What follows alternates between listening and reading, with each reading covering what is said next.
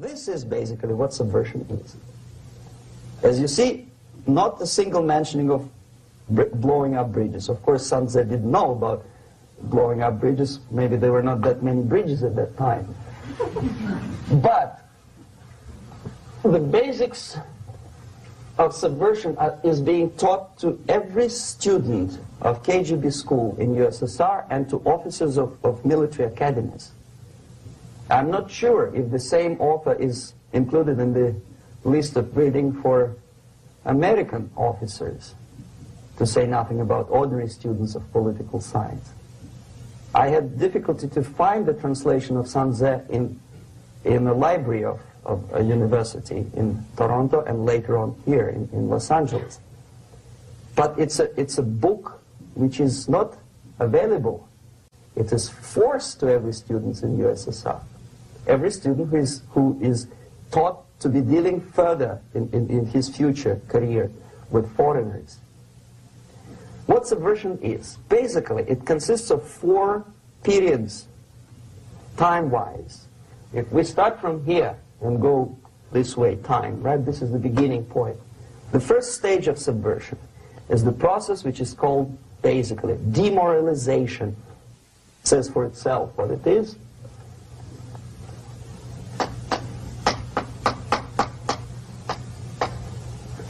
It takes from, say, 15 to 20 years to demoralize a society. Why 15 or 20 years? This is the time sufficient to educate one generation of students or children. One generation. One lifetime span of a person, a human being, which is dedicated to study, to shaping up the outlook, ideology, personality. No more, no less. Usually it takes from 15 to 20 years. What it includes? It includes influencing, or by various methods, infiltration, propaganda methods, direct contacts, doesn't really matter. I will describe them later. Of various areas where public opinion is formulated or shaped. Religion, educational system, social life, administration, law enforcement system, military, of course, and labor and employer relations, economy. Okay? 5 areas. I will not write them down because we will not have enough space. Sometimes when I describe all the methods, students ask me a question, are you sure this is the result of the Soviet influence? Not necessarily. You see, the tactic of subversion, about which I'm talking, is similar to the martial art, the Japanese martial art. If some of you are familiar with that tactic, probably you will remember that if an enemy is bigger and heavier than yourself, it would be very painful to resist his direct strike. If a heavier person wants to strike me in the face, it would be very naive and counterproductive to stop his blow. The Chinese and Japanese judo art tells us what to do. First to avoid the strike, then to grab the fist and continue his movement in the direction where it was before, right? Until the enemy crashes in the wall. You see? So, what happens here? The target country obviously does something wrong.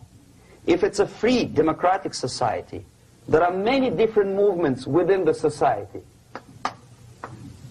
There are obviously, in every society, there are people who are against this society. They may be simple criminals, ideologically in disagreement with the state policy, conscientious enemies, simply psychotic personalities who are against anything. Right? And finally, there are a small group of agents of a foreign nation, bought, subverted, recruited. Right? The moment all these movements will be directed in one direction, right? This is the time to catch that movement and to continue it until the movement forces the whole society into collapse, into crisis, right? So that's exactly the martial art tactic. We don't stop an enemy. We let him go. We help him to go in the direction we want them to go. Okay?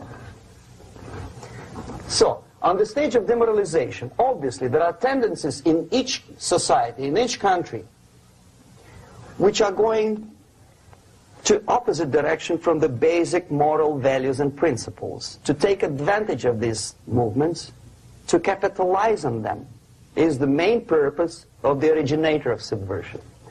So we have religion, we have education, we have social life, we have power structure, we have labor relations, unions, and finally we have law and order. 1, 2, 3, 4, 5, 6. Okay? These are the areas of application of subversion. What it means exactly?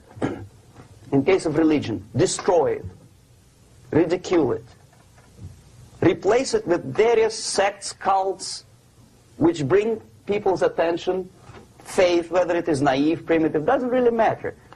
As long as the basically accepted religious dogma is being slowly eroded and taken away from the supreme purpose of religion, to keep people in touch with the supreme being, that serves the purpose. Therefore, replace accepted, respected religious organizations with fake organizations.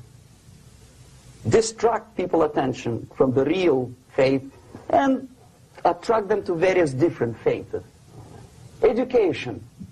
Distract them from learning something which is constructive, pragmatic, efficient.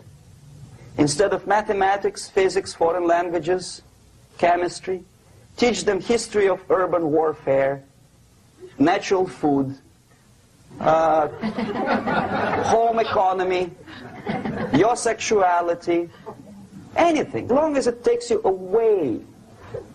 Okay? Social life.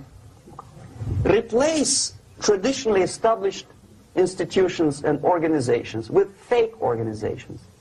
Take away the initiative from people.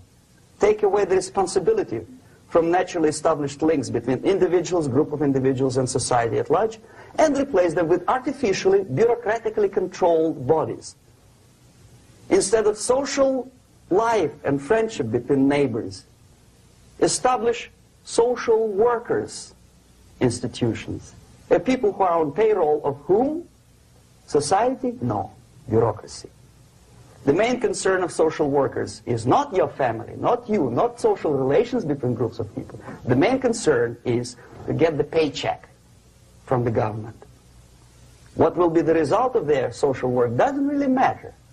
They can develop all kind of concepts to show to the government and to the people that they're useful. Okay. Away from the natural links. Power structure.